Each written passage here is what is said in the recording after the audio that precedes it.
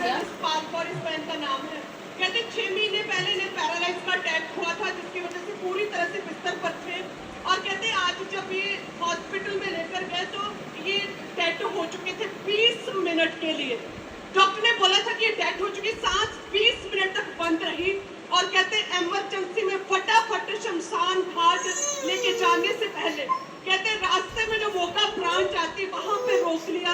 और कहते जैसे ही अंदर एंटर हुई ये लेडी, डेड थी 20 मिनट से। और कहते जैसे ही आप प्रीच कर रहे थे, उस प्रीचिंग के वर्ड्स उनके कानों में पड़े, वचन सुनते सुनते ये लेडी जी उठी है। Oh Jesus! और ये अपने पाँव के बल खड़ी हो चुकी है। ये कूदने मत। शिफावा बंडेदा है सुनासरी, शिफावा बंडेदा है सुनासरी, ते मैनू दुख सैड नहीं देता। शिफावा बंडेदा है सुनासरी। जोर से